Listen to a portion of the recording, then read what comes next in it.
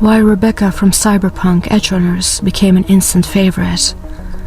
Rebecca from Cyberpunk Edgerunners is a peculiar character. She's someone that doesn't really seem to fit the themes of the show at first, but by the end of the series, she becomes someone very dear to David, the protagonist, and in turn, becomes very dear to the audience. There's something about Rebecca that makes her unique, even within the world of Edgerunners, and that's perhaps because she is a combination of some of Japan's most bizarre anime tropes, along with an amalgamation of the classic world of Mike Pondsmith's Cyberpunk. Let's talk about why Rebecca struck such a chord with the audience, becoming the most popular character from Cyberpunk Edgerunners. The spontaneity. With her crazy personality, Rebecca, currently the most well-liked character in the Cyberpunk anime Edgerunners, has won over fans. The animation company that created Edgerunners recommended adding Rebecca, even though she wasn't in the original plot. Given that Rebecca's character is a lolly, some CD Projekt Red design team members were against this notion. To those unfamiliar with the concept of lolly, it's essentially a female character that is very childlike in their appearance, someone that resembles a child, yet they aren't, so they can be idolized unlike a normal child would be. This is a prevalent trope in Japanese media, where this massive fascination with lolly culture has made almost every anime have these characters. You can instantly recognize these traits in Rebecca. She's more petite than the other members of the group. She's got a round face and sports pigtails. She's obviously not a traditional lolly, in the sense that they are literally children in the anime they're a part of, but she was created in a way to appeal to the hungry Japanese viewers that enjoy this sort of thing.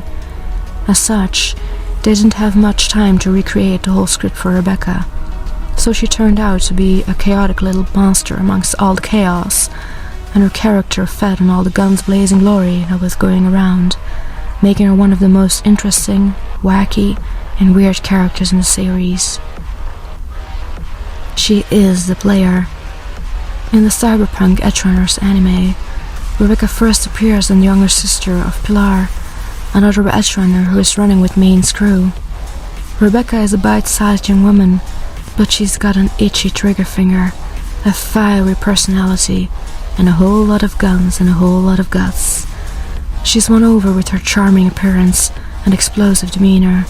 Sadly, Rebecca isn't in the game, and there aren't any costumes or skins that vaguely correspond to her character, which is a shame because Rebecca, in the opinion of fans, feels like an actual character from Cyberpunk.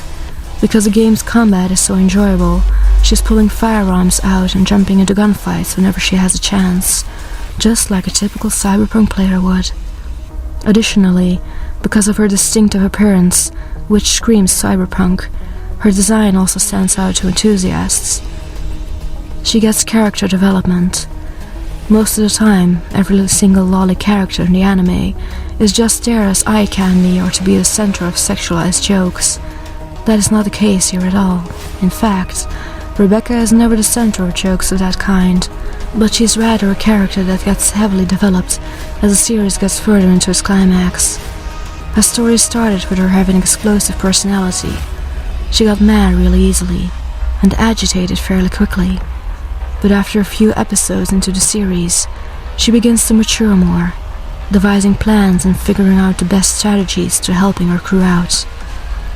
This is the bit after David takes over the crew as their leader, and it makes a lot of sense in the story as well. After the time jump in the middle of the series, Rebecca teases the group's newest member, since she sees herself in him. And yes, her crude attitude is unaffected by this mental development, as it should be. However, she is so much more aware of her surroundings. She's actively helping David, especially when he starts experiencing cyber-psychotic episodes. She even cares so much about every single member of her crew that she ends up sacrificing herself in order to help her friends accomplish and fully realize their dreams.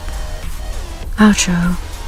In the end, if there's one thing that the character of Rebecca has made me realize, is that you can't ever judge a book by its cover.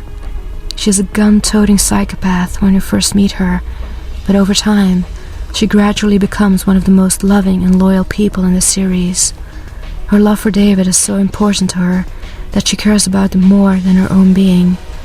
There is a lesson in every character in Edgerunners, and Rebecca's lesson was to find something to love and live for, and if there is no chance of survival, there is at least the honor in dying for what you love.